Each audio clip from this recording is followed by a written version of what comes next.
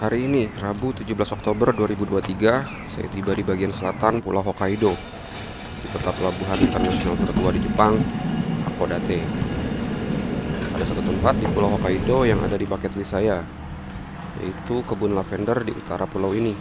Tapi karena lumayan jauh dari sini dan kemarin juga udah ketemu negeri sayur di Magelang, kayaknya 11-12 deh. Jadi nanti aja deh kalau ada kesempatan. Kota Hakodate sepertinya bukan tujuan mainstream orang Indonesia ataupun turis luar. Kalau ke Jepang, tujuan wisata yang paling ikonik di sini itu adalah Benteng Garyokaku.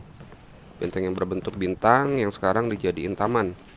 Dan kita bisa lihat bentuk bintangnya dari atas menara observasi. Tapi hari ini saya nggak ke sana dulu. Hari ini saya mau naik gunung. Begini loh pemukiman di Jepang. Sepi, kayak kota mati. Ditambah cuma kedengaran suara gagak. Serem. Mungkin karena saat ini masih jam kerja.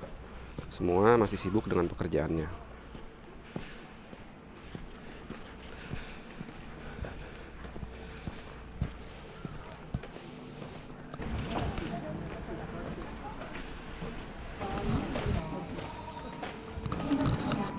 Halo. Ya. Halo. One way? One way. Ya. One way. Oh. 100円。down walk. Walk? There is? Yeah. How long? Walk? One hour. 1 hour. Walk.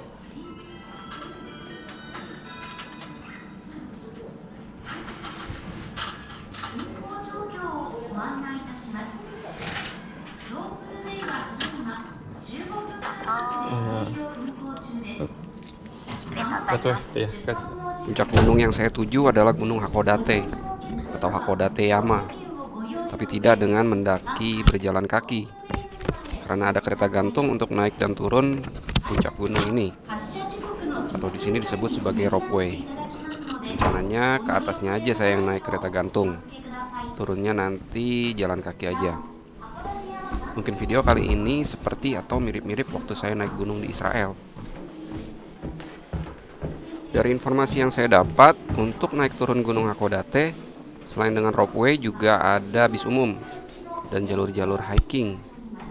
Jalur hiking yang menembus hutan. Jadi bakalan agak beda dari yang di Israel.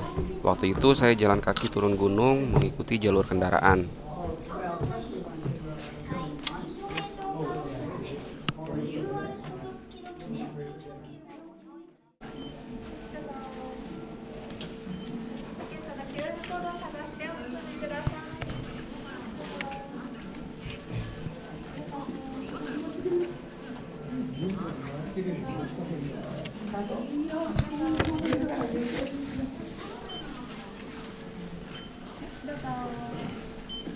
Untuk sampai ke stasiun ropeway ini pun dari jalan utama tadi sudah melalui jalan yang mendaki.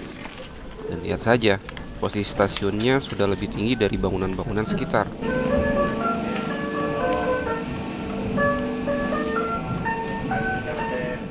Ruang di bagian dalam ropeway ternyata sangat luas dan kabarnya bisa menampung hingga 150 orang.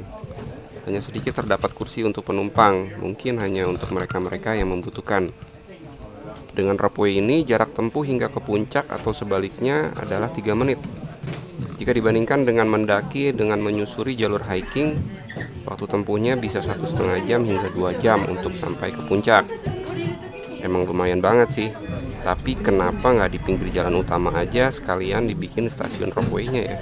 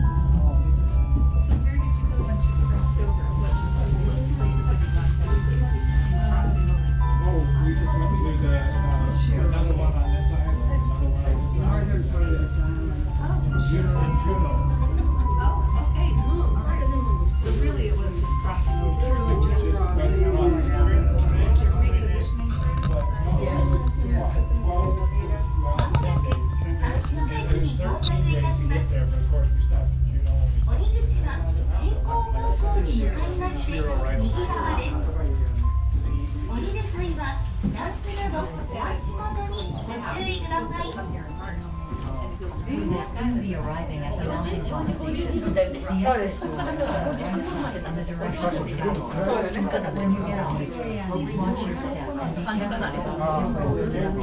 of the difference in level. 回到达深圳站，下车门在行驶方向的右侧。下车时请注意脚下的扶手下去。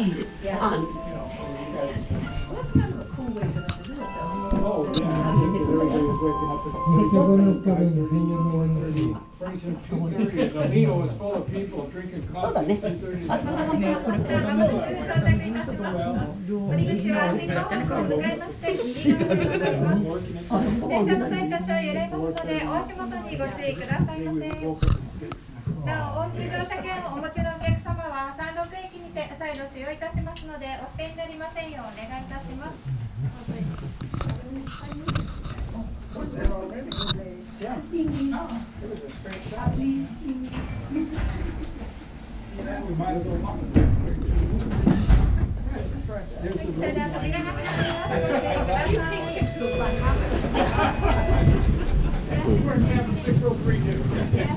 Benar saja, lama perjalanan hanya 3 menit lebih, atau total sekitar 5 menit dari awal mulai boarding. Perjalanan kereta gantung yang cukup mulus dengan sedikit sekali guncangan. Kabarnya, waktu terbaik untuk ke puncak Gunung Hakodate adalah di malam hari, karena pemandangan malam hari di puncak Gunung Hakodate termasuk dari 3 pemandangan malam terbaik di Jepang, bersama dengan pemandangan dari Gunung Rokko di Kobe dan Gunung Inasa di Nagasaki. Tinggi gunung ini cuma sekitar 334 meter, tapi terlihat selama perjalanan di rope way tadi gunung ini sangat rebah. Artinya gunung ini memiliki lingkup wilayah daratan yang cukup luas. Kok saya jadi ragu buat turunnya nanti jalan kaki ya. Beginilah kalau di Jepang, kita bakal ketemu vending mesin di mana-mana. Dan yang dijual bukan cuma minuman dingin. Di sini aja ada vending mesin buat es krim, juga ada buat minuman panas. Yang satu ini malah jual action figure nih.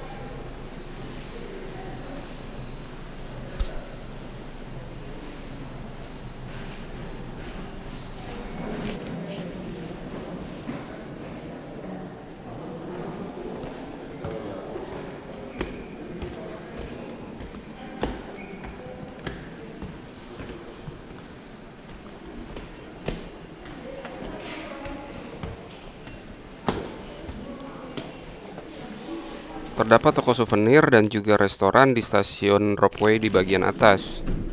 Sementara untuk kedek observasinya harus naik tangga lagi ke atap gedung.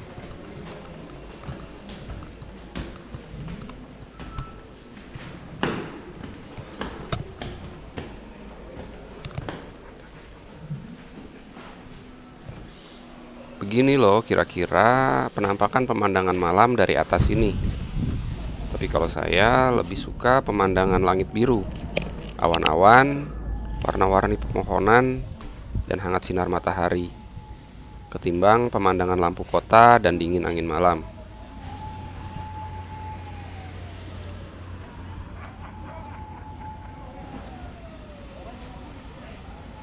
Careful not to miss the ride. Please be careful not to lose your round-trip ticket until you exit the ticket gate at the mountain's base station on the foot of the mountain. In addition, eating and drinking are prohibited inside the roadway, so please finish yours before boarding.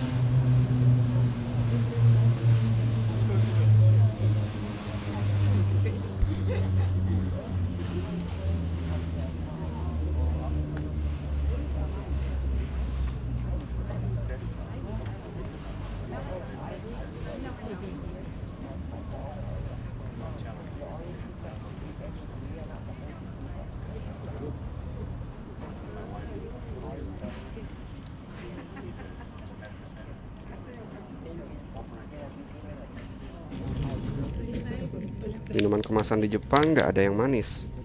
Kebanyakan sih tawar. Kalaupun ada yang manis pun cuma samar-samar doang. Sedikit banget gulanya.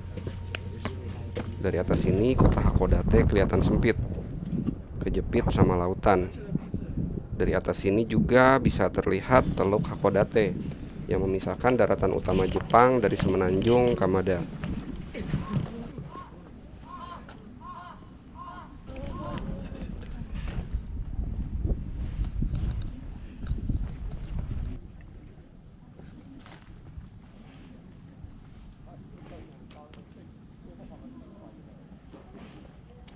Sudah waktunya saya buat memulai perjalanan untuk turun gunung.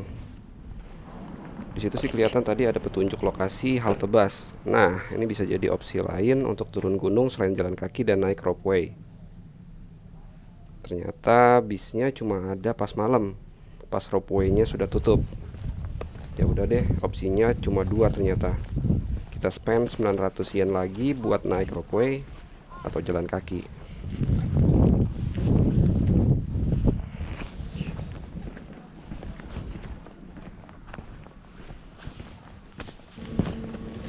Berjalan mendaki itu lebih mudah, karena selama kita mengikuti jalur yang menanjak, kita akan sampai tujuan, yaitu puncak.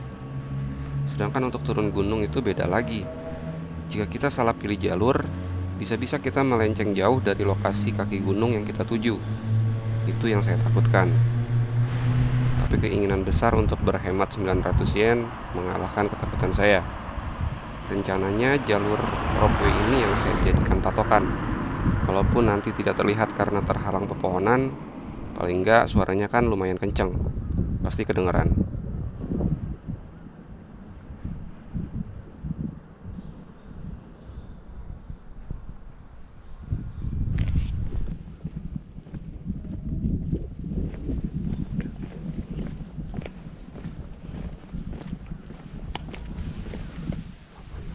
Ini petunjuk pertama. Petunjuk yang sangat tidak membantu. Tapi apapun arti tulisannya, pastinya memang harus ambil jalan ke kiri, searah dengan jalur ropeway. Oke, dan ini dia jalur trailnya. Dari peta terlihat kalau jalur ini adalah jalur oranye. Nantinya jalur oranye ini akan bercabang dan akan berpotongan juga dengan jalur warna lain. Dari peta ini belum jelas jalur warna apa yang tujuannya paling dekat dengan terminal ropeway di bawah. Untuk sementara nggak ada pilihan lain, saya ikutin aja dulu jalur oranye ini.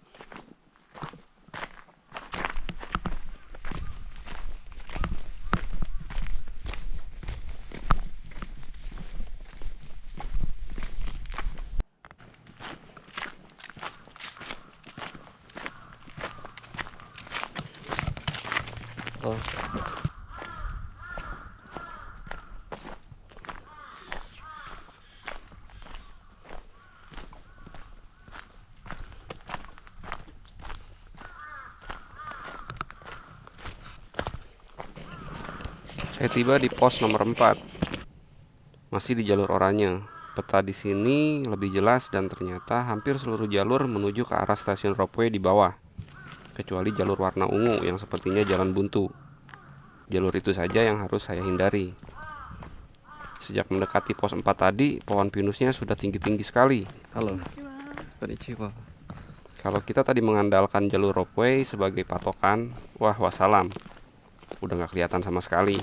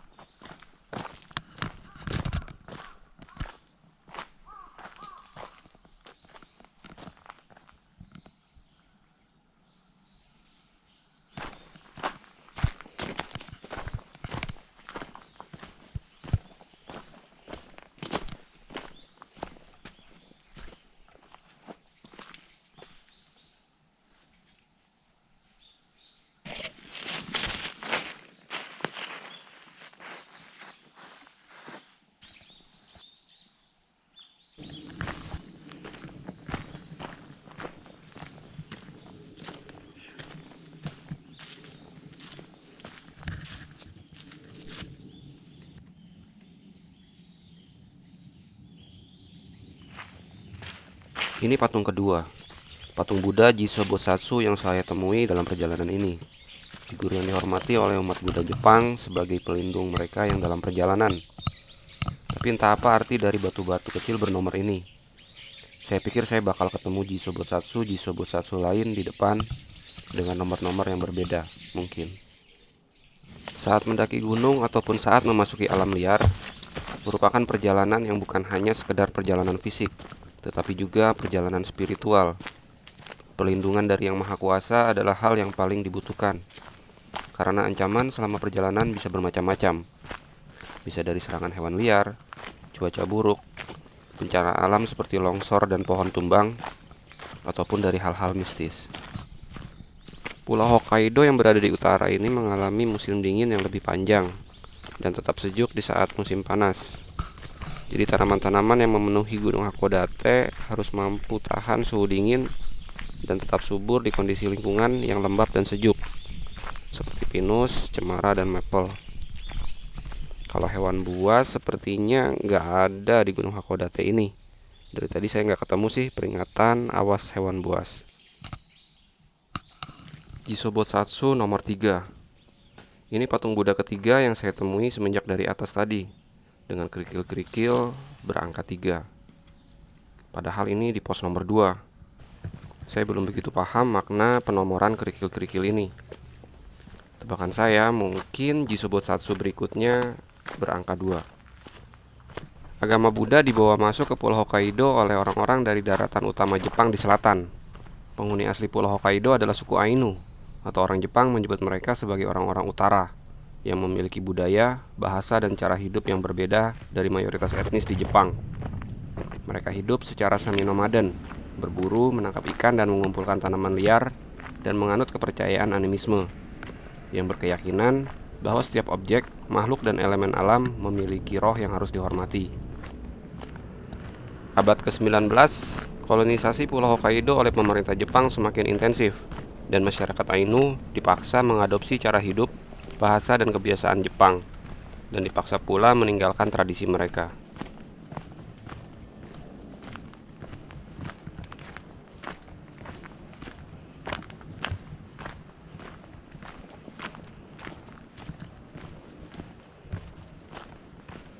Kita tiba di perpotongan jalur ini dengan jalur kendaraan. Setelahnya di depan jalur akan menurun sedikit lebih curam, lalu bertemu dengan jalur kendaraan lagi, dan menurut peta garis finish jalur oranye ini sudah dekat.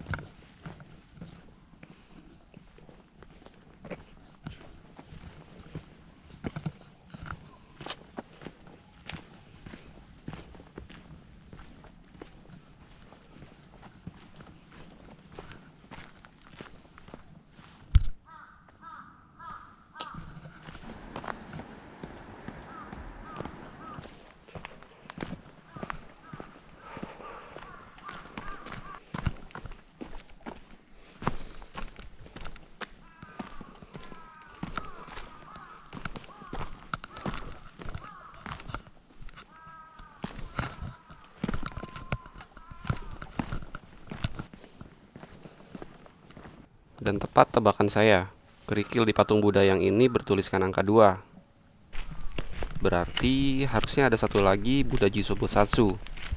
Jisobosatsu terdepan di jalur pendakian.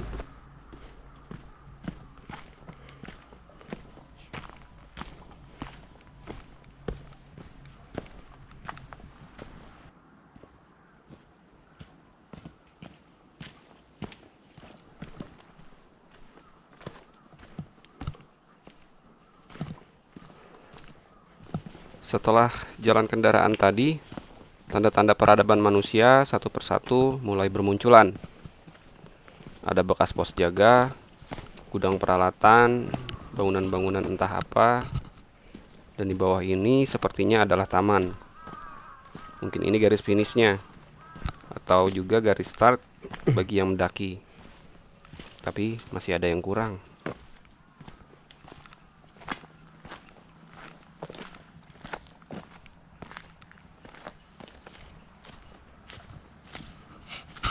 Saya cari di sekeliling tempat ini, tapi tidak nampak Jisobosatsu nomor 1. Apa-apaan ini? Mana mungkin ada nomor 2, 3, dan seterusnya. Tapi justru nomor satunya yang tidak ada. Aneh. Apa mungkin tadi terlewat? Kalau di depan sudah lahan parkir, sepertinya tidak mungkin lagi ada di sana. Tapi yang lebih penting dicari sekarang adalah arah pulang.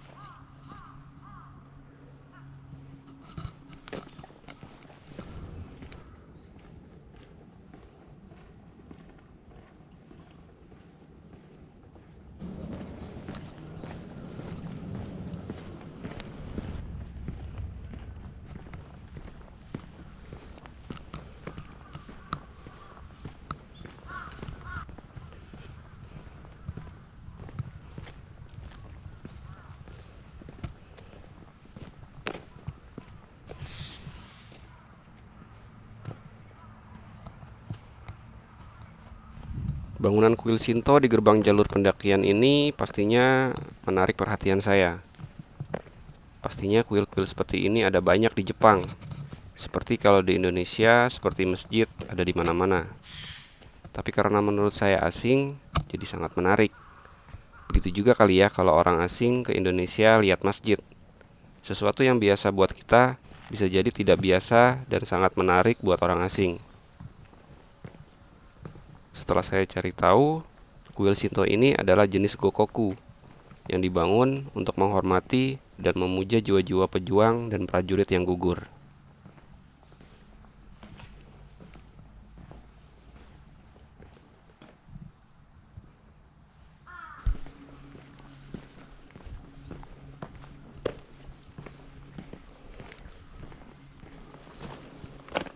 Di samping kuil ini terdapat makam dari para pejuang-pejuang tadi. Sebagian besar adalah korban pertempuran selama Perang Boshin, perang saudara karena ketidakpuasan para bangsawan dan samurai kepada kaisar yang terlalu lemah dan terbuka kepada bangsa barat.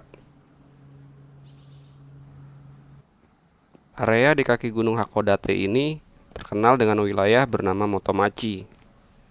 Area ini penuh dengan sisa-sisa pengaruh barat di Hakodate. Dan sebagai penutup video ini, saya akan bawa kalian menelusuri suasana Eropa di Motomachi.